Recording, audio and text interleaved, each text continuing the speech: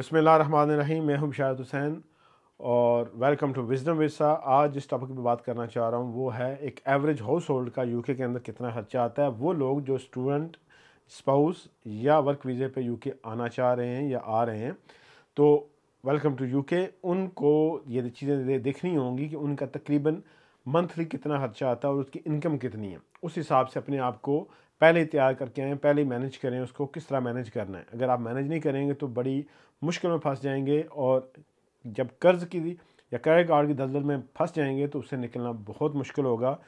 इसीलिए कहते हैं यूके एक मीठी जेल है। तो यानी वो मीठी जेल इसी है कि आपको हर फैसिलिटी देते हैं लेकिन आप ऐसे झगड़े जाते हैं कि आपको फिर उस दलदल से निकलना मुश्किल हो जाता है। तो एक एवरेज यूके के अंदर जो सैलरी है या एक वर्क वीज़ा जो आप लेके आते हैं उसकी एवरेज सैलरी 22,000 से 26,000 तकरीबन सैलरी बनती है एवरेज। ठीक है, कम या ज़्यादा हो सकती है लेकिन एवरेज इतनी बनती है।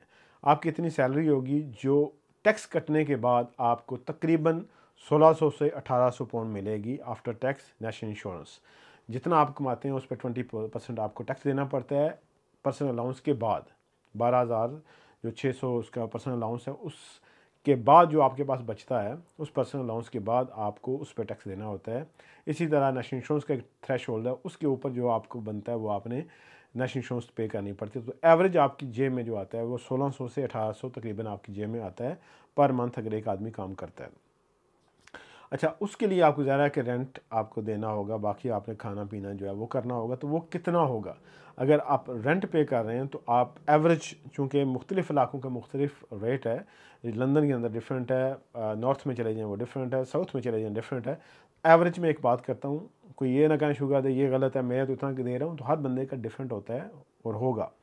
आप कमेंट्स करना चाहें तो बेशक ज़रूर कीजिएगा ताकि बाकियों की भी रहनुमाई हो सके, बाकियों को भी पता चले आप किस इलाके में कितना आप रेंट दे रहे हैं, उसमें एवरेज आपके ख़र्चा मंथली कितना आ रहा है। तो मैं जो एवरेज निकाला है वो मुख्तलिफ़ इलाकों को जमा करके उसकी एवरेज निकाली है। तो अगर 4 बंदे हैं, 2 बंदे हैं और 2 यानी कपल हैं और उसके बाद 2 बच्चे हैं, एवरेज आपका ख़र्चा कितना आएगा। और जो रेंट है वो तकरीबन 600 से लेकर 1100 के दरमियान है, डिफरेंट इलाकों में डिफरेंट है। एक एवरेज फैमिली को जो 4 बंदे के हैं उसको आपको तकरीबन 700-800 पाउंड का मिनिमम एवरेज जो है वो मिलेगा।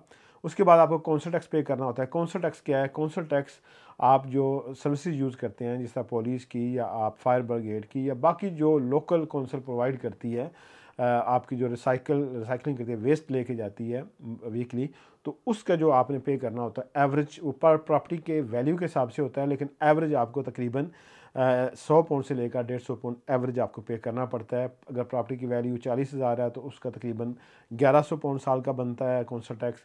अगर आपकी प्रॉपर्टी की वैल्यू तकरीबन 68,000 तक है तो फिर 1500 बनता है। तो हर प्रॉपर्टी और उसकी बैंड के हिसाब से आपको कौंसल टैक्स पे करना पड़ता है। इसमें कोई भी एग्जाम्प्ट नहीं है अनलेस आप बेनिफिट ले रहे हैं। लेकिन चूंकि आप स्टूडेंट या आप वर्क वीज़े पे आ रहे हैं तो आपको बेनिफिट तो अलाउ नहीं होंगे, आपको बाय हुक और बाय क्रुक पे करना ही होगा। इसलिए एवरेज आपका खर्चा जो कौंसल टैक्स का वो आएगा तकरीबन 100 से लेकर 150 पाउंड वो होगा। इलेक्ट्रिसिटी और गैस पहले बहुत अच्छा था लेकिन अब जो है इलेक्ट्रिसिटी गैस चूँकि प्राइसेस यूक्रेन वार और रशिया वार की वजह से और बाकी इन्फ्लेशन की वजह से, क्राइसिस की वजह से जो अब रेट चल रहा है तकरीबन एवरेज वो 250 से लेकर 400 तक तकरीबन चल रहा है। अगर 4 बंदों की फैमिली है, 3 बेडरूम या 2 बेडरूम हाउस है, एवरेज ये है, कम ज़्यादा हो सकता है। वाटर जो है अगर आपका मीटर वाला बिल है तो फिर तकरीबन 60 से 100 पाउंड तक के दरमियान आएगा। और अगर आपका मीटर नहीं है वाटर का तो फिर आपको एवरेज आपको तकरीबन 30 से 50 पाउंड एवरेज महीने का वो बिल आएगा। इंटरनेट इंटरनेट 25 से 30 pound different company different provide करती है, लेकिन 25 से 30 पाउंड आपको इंटरनेट फ़ोन जो घर का होता है लैंडलाइन वो पे करना पड़ता है। सिम बेहतर है कि आप मोबाइल ना लें, कॉन्ट्रैक्ट ना लें, सिम ओनली कॉन्ट्रैक्ट लें, जैसा लाइका का, लिबारा का और काफ़ी कंपनी है। तो वो चीपेस्ट आपको सर्विस प्रोवाइड करते हैं, आई मीन टैरिफ प्रोवाइड करते हैं। लाइका जिस तरह 10 पाउंड में आपको काफ़ी सारे मिनट भी मिल जाते हैं और इंटरनेट भी काफ़ी मिल जाता है। तो इस तरह वो आप कॉन्ट्रैक्ट मंथली रोलिंग कॉन्ट्रैक्ट होता है वो ले लें। उसके बाद आपका आता है कि जो ग्रोसरी है, ग्रोसरी आप खाने पीने की जो अशिया हैं वो आपने लेनी है। तो उस पर एवरेज हाउस होल्ड का जो खर्चा आ रहा है 2 बच्चे और मियाँ बीवी, उसमें तकरीबन 600 से लेकर जो है वो 1000 पाउंड तक है। लेकिन अगेन वो डिपेंड करता है आप किस जगह से ले रहे हैं। अगर आप लीडर से ले रहे हैं तो मे भी चीप मिले। उसके बाद आता है एलडी है, उसके बाद टेस्को है, टेस्को के बाद कोऑप के बाद फिर सेंसबरी, उसके बाद वेट्रोस। तो डिफरेंट सुपर मार्केट्स हैं, आप देखें आपको कहाँ से सस्ता मिलता है तो आप वो यूज़ कर सकते हैं। लेकिन एवरेज 600 से लेकर 1000 तक वो बनता है, कम ज़्यादा अगेन हो सकता है, डिपेंड आपके यूज़र पे और आप कितने कॉन्शियस हैं उसको सेव करने में। उसके बाद आपकी ट्रांसपोर्ट है, अगर आप बस यूज़ कर रहे हैं तो आपको ज़ाहिर है कि बस का किराया देना पड़ता है। अगर वीकली या मंथली आपने वो लिया हुआ टिकट तो उसके एवरेज आपको तकरीबन 150 से लेकर 200 पाउंड वो पे करना पड़ेगा। उसके बाद अगर कार आप रखते हैं तो इंटरनेशनल लाइसेंस पे आप चूँकि अभी यूके मूव हुए हैं, या तो पहले पास करें यहाँ का लाइसेंस या कन्वर्ट करें। अगर वो नहीं कर सकते तो आप इंटरनेशनल लाइसेंस पे, जिस तरह पाकिस्तान से आते हैं तो आई डोंट नो अब भी है या नहीं, लेकिन पहले था कि वो 1 साल के लिए आपको वो ड्राइव करने देते थे इंटरनेशनल लाइसेंस पे। तो अगर उस पर आप ड्राइव करते हैं तो आपको इंश्योरेंस काफ़ी ज़्यादा हाई पे करना पड़ती है। तो गाड़ी जब लेते हैं तो आपको रोड टैक्स, इंश्योरेंस और एमओटी और उसकी जो ब्रेक डाउन कवर है वो सारी उसका ख्याल रखना तो वो पे करनी पड़ती है, वो लेनी पड़ती है सर्विसेज। ब्रेक डाउन भी तकरीबन आपको सालाना जो है वो 40-50 पाउंड का वो मिल जाता है। रोड टैक्स आपका 10 से 20 पाउंड वो मंथली होगा। फ्यूल डिपेंड करता है आप कितना उसको यूज़ करते हैं, कितना गाड़ी चलाते हैं। 200 से लेकर 500 पाउंड तक तकरीबन वो खर्चा है, लेकिन डिपेंड है आपके यूज़र कितने हैं। तो ये तो आपके जो मंथली खर्चे हैं ये आपने करना होगा, एवरेज हर हाउस होल्ड ने ये करना होता है। तो जो 4 बंदों की फैमिली है उसका जो मैंने एक एवरेज निकाली है वो तकरीबन 2000 पाउंड बनता है, 1900-2000 पाउंड। अब आप कमा रहे हैं 1600 नेट, तो आपको खर्चा जो आपका है वो 2000। तो अब आपने सोचना है आपने मैनेज कैसे करना है।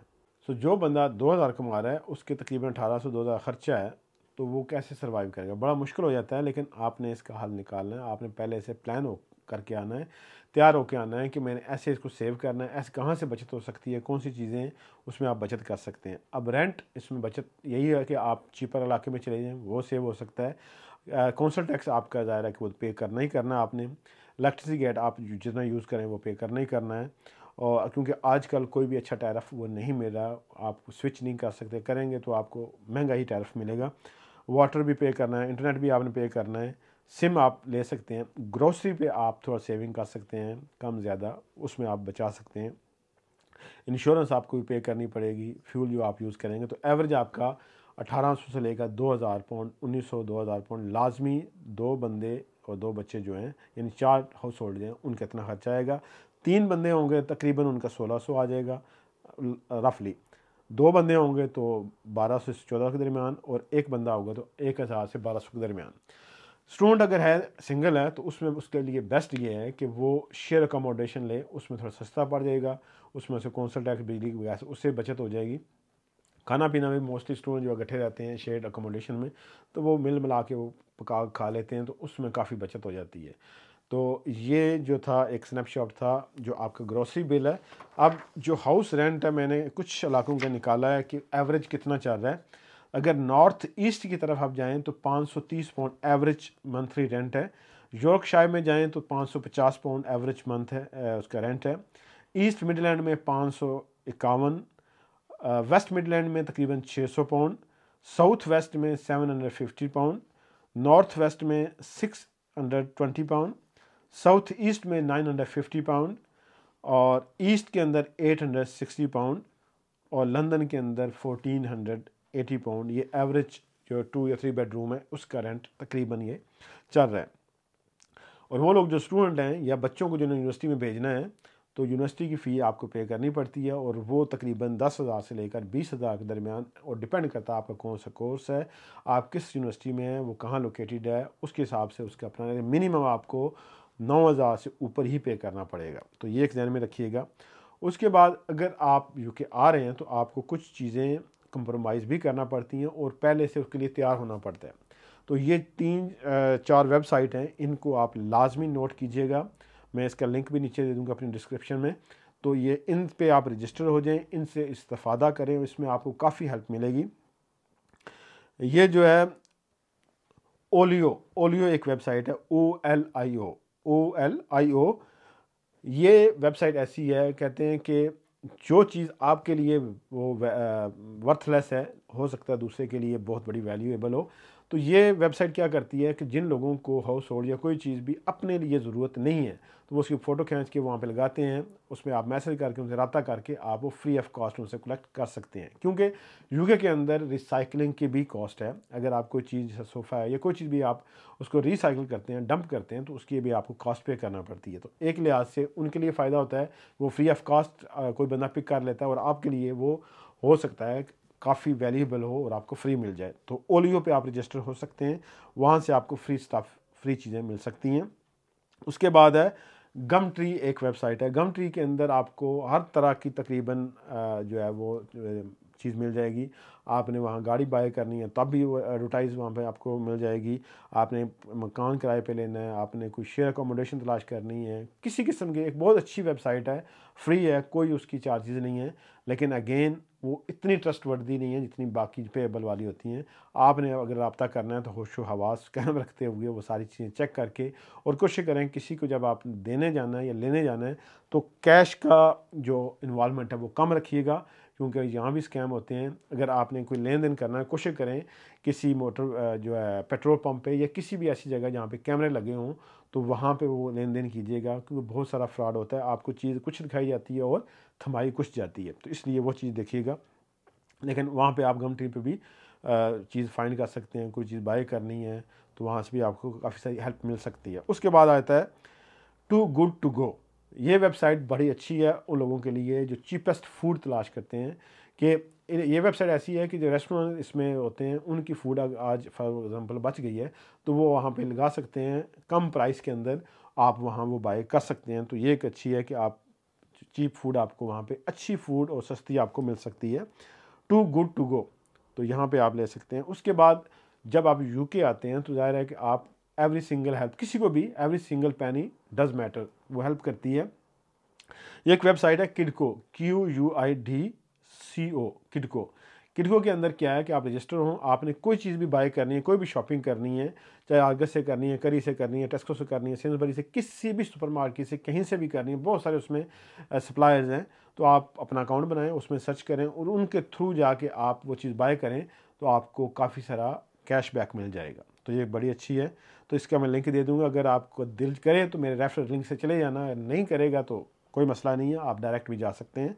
उसके बाद आता है क्रेडिट कर्मा। क्रेडिट कर्मा ये है कि आपकी, जब आप यूके में आते हैं तो आपकी एक हिस्ट्री बनती है बैक एंड पे, जिसको देख के कोई भी बैंक भी, कोई जो आप इंस्टीट्यूट है, इवन कि होम ऑफिस या बाकी इदारे जो हैं, वहाँ से देख के आपका डाटा एनालाइज करते हैं, आपकी हिस्ट्री देखते हैं, आप कैसे बंदे हैं।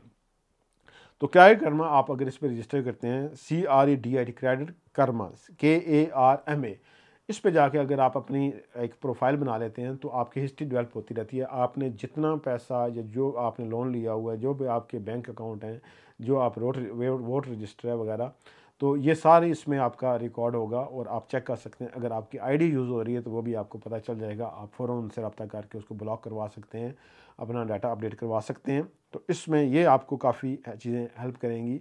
जब यूके में आएँ, अगर आप स्पाउस वीज़े पे आ रहे हैं, तो आपका एड्रेस जो है वो आपका और स्पाउस का, यानी हस्बैंड का या वाइफ का, जो भी आपका स्पाउस पार्टनर है, वो सेम एड्रेस होना चाहिए, क्योंकि जब आप 2.5 साल बाद वीज़ा एक्सटेंड करेंगे तो वो ज़रूरत पड़ेगी। अगर आपका एड्रेस सेम नहीं होता तो आपके लिए ट्रबल हो जाएगी। तो ये कुछ एक स्नैपशॉट में दिया है। अगर आपको इसमें फ़ायदा हुआ तो दूसरों के साथ शेयर कीजिएगा। जो लोग नए यूके में आ रहे हैं उनको वेलकम करें। ये एक वेलकम करने का एक तरीका है कि उनकी हेल्प की जाए। लाजमी नहीं आप पैसे किसी को दें, किसी को हाथ से पकड़ के उनको जाके कहीं छोड़ें। किसी तरीके से भी हेल्प हो सकती है तो ज़रूर उनको करनी चाहिए। तो इस तरीके से उनकी हेल्प हो सकती है, उनको आगाह करें ताकि जब वो आएँ तो प्रिपेयर हों।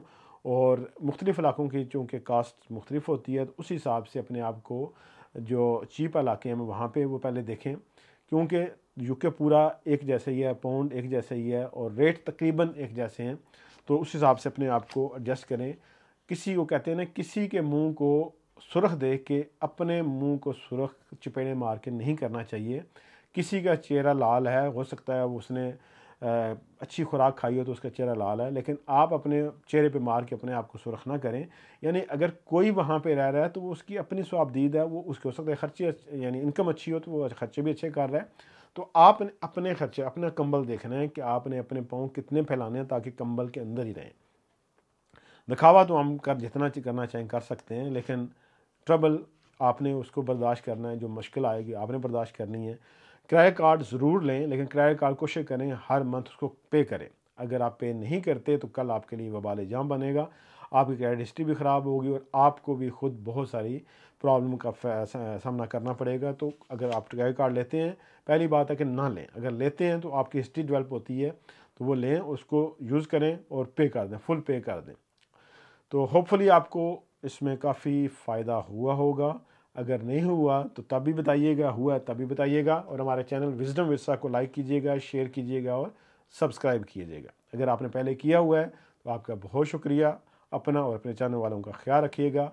मुझे इजाज़त दें। अल्लाह नेगबान। अल्लाह हाफिज़।